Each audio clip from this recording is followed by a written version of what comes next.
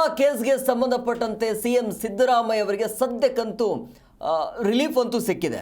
So ಹಂಗಾಗಿ ಮೇ 7ಕ್ಕೆ ವಿಚಾರಣೆಯನ್ನು ನ್ಯಾಯಾಲಯ ಮುಂದೂಡಿದೆ. ಅಲ್ಲಿಯ ತನಕ ಸದ್ಯಕ್ಕೆ ಒಂಥರ ನೆಮ್ಮದಿ ಅಂತೂ ಇದೆ ಸಿದ್ದರಾಮಯ್ಯಗೆ. 7ನೇ ತಾರೀಕಿಗೆ ಅಂತಿಮವಾಗಿ ರಿಸಲ್ಟ್ ಗೊತ್ತಾಗುತ್ತೆ. ಅದರ ಒಂದು ವರದಿ ನಿಮ್ಮ ಮುಂದೆ.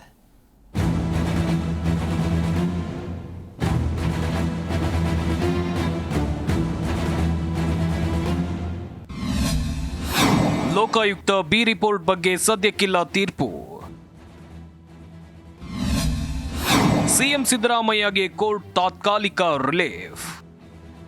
ಸಿಎಂ ಸಿದ್ದರಾಮಯ್ಯ ವಿರುದ್ಧ ಕೇಳಿಬಂದಿರುವ ಮೂಡಾ ಹಗರಣದ ಪ್ರಕರಣಕ್ಕೆ ಸಂಬಂಧಿಸಿದಂತೆ ಲೋಕಾಯುಕ್ತ ಪೊಲೀಸರು ಸಲ್ಲಿಸಿರೋ ಬಿ ರಿಪೋರ್ಟ್ ಪ್ರಶ್ನಿಸಿ ದೂರುದಾರ ಸ್ನೇಹಮಯಿ ಕೃಷ್ಣ ಅರ್ಜಿ ಸಲ್ಲಿಸಿದ್ರು.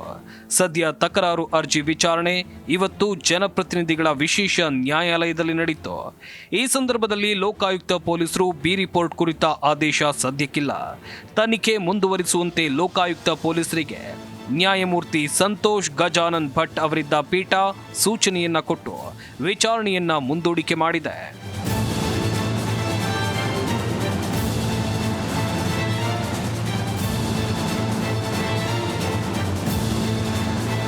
ಇಡಿ ಅಧಿಕಾರಿಗಳ ತಕರಾರು ಅರ್ಜಿ ಕುರಿತು ನ್ಯಾಯಾಲಯ ಆದೇಶವನ್ನು ಕೊಟ್ಟಿದೆ.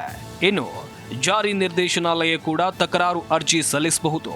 ಲೋಕಾಯುಕ್ತ ಪೊಲೀಸರ ಅಂತಿಮ ವರದಿ ಬಳಿಕವೇ ಬಿ ರಿಪೋರ್ಟ್ ಬಗ್ಗೆ ತೀರ್ಮಾನವನ್ನು ಕೈಗೊಳ್ಳಲಾಗುತ್ತೆ. ಲೋಕಾಯುಕ್ತ ಪೊಲೀಸರು ತನಿಖೆ ಇನ್ನೂ ಪೂರ್ಣಗೊಳಿಸಿದ ಹಿನ್ನೆಲೆಯಲ್ಲಿ ತನಿಖೆ ಮುಂದುವರಿಸೋಕೆ ಸೂಚನೆಯನ್ನ ನೀಡಲಾಗಿದೆ ಅಂತ ಕೋರ್ಟ್ ಮೇ 7ಕ್ಕೆ ವಿಚಾರಣೆಯನ್ನ ಮುಂದೂಡಿದೆ.